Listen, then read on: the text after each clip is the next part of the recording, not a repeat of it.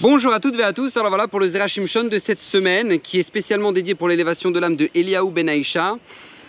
J'aimerais aborder avec vous un sujet extraordinaire et fondamental qui est tout simplement l'impact de nos actions dans notre vie. Parce que bien souvent, la grande partie des gens négligent cette chose-là qui est tellement importante. Vous savez, le Zera Shimshon nous dit sur la mitzvah justement dont on parle dans Parashat de cette semaine, cette mitzvah qui est tellement incroyable que lorsque maintenant on est en chemin et puis on voit, je sais pas moi, dans un arbre, vous avez un arbre, voilà, dans un arbre, un oiseau qui est un oiseau pur en train de couver des œufs ou des oisillons.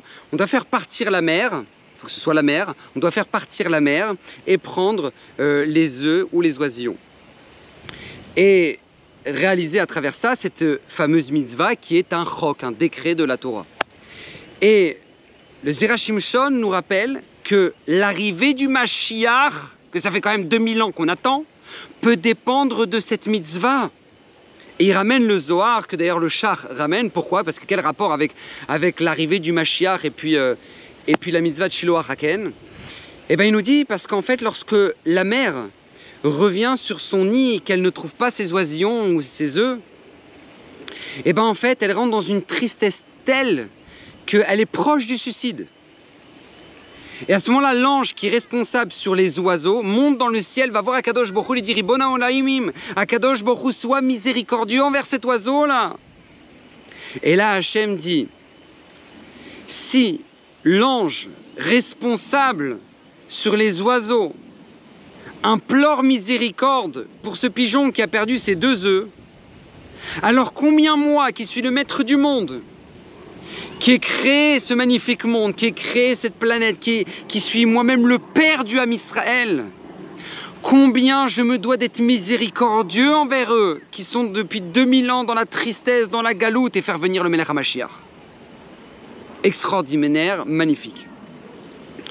Mais pourquoi je vous dis ça et pourquoi je ramène ce Zera Shimshon? Parce que justement de là, on en tire une leçon qui est tellement importante. Rabotai, dans n'importe quelle action que vous faites, on n'a pas idée que combien ça peut amener une protection sur tout le clan Israël. Les gens se disent comment on va faire face à l'Iran, comment on va faire face au Corona, comment on va faire... Tu veux savoir comment on fait? Tu veux savoir comment on fait? Tes actions peuvent protéger tout le clan Israël. Non seulement Zera Shimshon vient de nous le prouver, mais je vous donne un autre exemple. À l'époque de Rabbi Tanhuma, en Eretz Israël, il y avait beaucoup de nuages. Pas comme là, où c'est le grand ciel bleu, au Hachem, mais il y avait beaucoup de nuages, mais la pluie ne tombait pas. Beaucoup de nuages sans pluie. Première partie de l'hiver comme ça, deuxième partie de l'hiver comme ça, Rabbi Tanhuma dit c'est pas possible. Non, il y a un bug là. Comment Hachem nous ramène des nuages et il ne pleut pas? Donc là, à ce moment-là, il convoque toute la communauté et le dire Moraï Verabotai, vous venez dans la synagogue, je dois vous parler. Donc tout le monde arrive et là, Rabbi Tanhuma leur dit écoutez-moi bien, vous allez prendre tout l'argent que vous avez mis de côté, toutes vos réserves, vous mettez cet argent-là à la tzedaka, ordre du Rav de la communauté, Rabbi Tanhuma. Et là, les gens disent ah bon, mais Rabbeinu, pourquoi? Pourquoi toutes nos économies? Et là, Rabbi Tanhuma nous dit, vous n'avez pas remarqué ce qui se passe dans le ciel? Akadosh Baruch Hu ramène des nuages, mais il ne pleut pas. Et si Hachem ramène des nuages, mais qu'il ne pleut pas, ça veut dire tout simplement qu'il y a des gens parmi nous qui ont promis de donner des dons et qui ne les donnent pas. Donc Hachem fait la même chose. Il promet de la pluie, mais il ne donne pas. Et comme personne ne sait d'entre vous qui sont ces gens-là, donc on donne. Et que Bezrat Hashem, le mérite d'avoir donné tout notre argent de côté à la tzedaka, puisse nous faire tomber la pluie. Bon, alors chacun rentre chez lui pour aller chercher ses économies. Et à ce moment-là, il y a un juif qui voit un autre, qui voit son voisin, donner une enveloppe à son ex-femme devant chez lui. Il voit son voisin qui est en train de donner une enveloppe en toute discrétion, à son ex-femme devant chez lui. Et là, à ce moment-là, ce juif qui voit la scène va voir Rabbi Tanhuma et dit attends, Rabbeinu, tu nous demandes de mettre toutes nos économies de côté parce que soi-disant il ne pleut pas à cause de ça, mais il y a peut-être d'autres avérotes qui sont la cause pour laquelle maintenant il n'y a pas de pluie en Eretz Israël. Moi, je sais pas, j'ai vu mon voisin qui glisse des enveloppes à son ex-femme.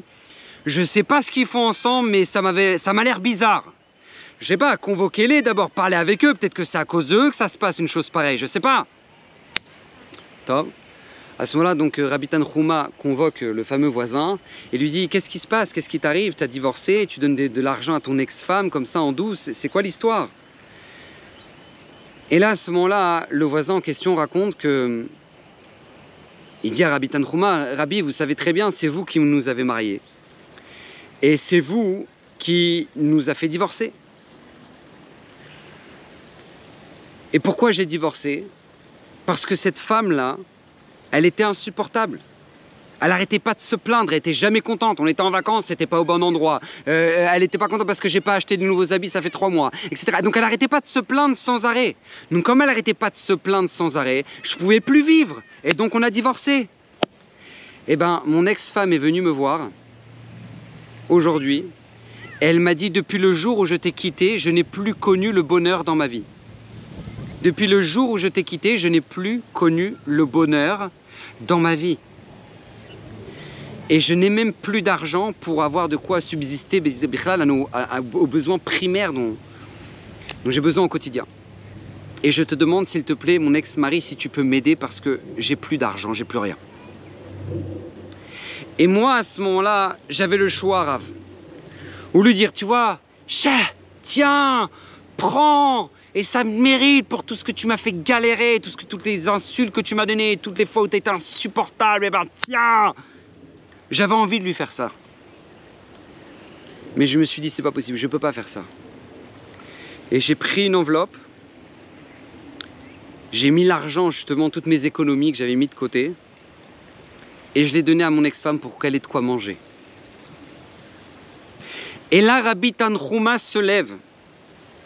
Il dit: Ribon haolamim, s'il y a un homme qui, malgré toute sa colère, toute sa déception, a été capable d'aller au-delà de tout ça pour donner de quoi nourrir son ex-femme qui l'a fait tellement souffrir, alors nous, à Kadosh Baruch Hu, le Ham Israël, si jamais on t'a fait souffrir, on t'a déçu, on a créé de la colère chez toi, malgré tout, à Kadosh Baruch Hu, c'est certain que tu pourras toi aussi surpasser cette colère et nous faire tomber la pluie. Rabbi Tanhuma finit sa phrase: le ciel se remplit de nuages et la pluie tombe en Eretz Israël. Sur l'action d'un homme. Sur l'action d'un homme qui a décidé de prendre sur lui. Tu n'as même pas aidé, tu es dans ta maison. Ta femme, elle t'a dit une phrase qui t'a fait... Et toi, tu te tais, tu prends sur toi. Tu dis: Akadosh Baruch Hu leman shalom bayit, pour mon shalom bayit, je préfère me taire. Et je préfère créer de l'amour gratuit. Tu as su dire ça, tu reconstruis le Beth Amikdash. Tu reconstruis le Beth Amikdash sans aucun safek, sans aucun doute. Une petite action que personne ne voit a priori peut avoir un impact sur tout le clan Israël. Sur tout le clan Israël, il y a une femme qui est en train de passer. Voilà, tu avais le choix de regarder ou ne pas regarder. Tu as décidé de baisser les yeux, ne pas regarder. Tu n'as même pas idée de l'impact que ça peut avoir. À ce moment-là, tu peux lever les yeux au ciel et dire: Ribono shel olam, Akadosh Baruch Hu, écoute ma tfila. Les portes du ciel sont ouvertes direct. Direct. Et l'impact est sur tout le clan Israël. Le grand-père de Rashi, il balayait la Beth Knesset. Il balayait la Beth Knesset. Et quand il arrivait à l'endroit du Aaron, de l'arche, il posait le balai, il balayait la poussière avec sa barbe, le grand-père de Rashi. Il balayait avec sa barbe, il disait: Alvaï, que je sois déjà au niveau de pouvoir balayer avec ma barbe l'endroit du Sefer Torah. Et bien de cet homme-là qui a donné tellement de kavod dans toute la discrétion à la Torah Akdosha, et ben va sortir un homme comme Rashi qui va donner tous les plus grands honneurs à la Torah Akdosha à travers son explication sur toute la Torah, pour toutes les générations, et que tout le monde entier étudie Rashi tous les jours. Tous les jours, t'as pas une page de Gemara sans Rashi, t'as pas une page de Chumash sans Rashi, t'as tout. Pourquoi? Par le mérite d'un homme qui a pris sa barbe en toute discrétion pour frotter et enlever la poussière du Aaron Kodesh. Regardez l'impact que ça a eu sur tout le Ham Israël. Retenez bien ce que je vais vous dire maintenant, retenez bien ça. Les gens qui sont grands dans notre peuple, les gens qui ont marqué notre peuple, ça n'est pas parce qu'ils étaient grands qu'ils ont fait des grandes choses. Ce n'est pas parce qu'ils étaient grands qu'ils ont fait des grandes choses, non. C'est parce qu'ils ont compris qu'ils pouvaient faire des grandes choses qu'ils sont devenus grands. Retenez ça et ne l'oubliez jamais. Tous les gens qui ont marqué notre histoire, ou qui marquent encore notre histoire, qui sont nos tzadikim, ils ne sont jamais devenus grands du jour au lendemain. Mais par contre, il y avait une chose qu'ils avaient compris. C'est que ce qu'ils font ou ce qu'ils faisaient était tellement grand qu'Hachem les a fait grandir. C'est pas parce qu'ils étaient grands qu'ils faisaient des grandes choses, mais c'est parce qu'ils faisaient des grandes choses qu'ils sont devenus grands. Et ça, c'est le message du Zera Shimshon. Lorsque tu peux faire une action aussi banale que de faire partir l'oiseau, prendre les œufs, de toi peut dépendre l'arrivée du Mashiach. Et ça, malheureusement, on le méprise, on le néglige. Pourquoi? Parce qu'on a grandi dans une vie avec des films. On nous a fait grandir dans une vie où maintenant, il n'y a que les super-héros. Il n'y a que les grands héros qui peuvent faire des grandes choses. Et puis toi, t'es quoi? Toi, t'es le petit habitant de Gotham. C'est tout ce que t'es. Non, la Torah te dit, c'est pas comme ça que ça se passe. Avec des toutes petites choses, tu peux faire des grandes choses. Tu peux être le héros de notre histoire. C'est dans tes mains. Donc à toi de jouer, que Bezrat Hashem, Kadosh Baruch Hu, vous bénisse tous de toutes les brachot par le srout du Zera Shimshon, qui a promis que tout celui qui l'étudiera régulièrement méritera une multitude de bénédictions. Que Bezrat Hashem, ses paroles soient Lenu Nishmat, Eliyahu Ben Aïcha, qu'Hashem vous bénisse, bracha v'atzlacha, à la semaine prochaine.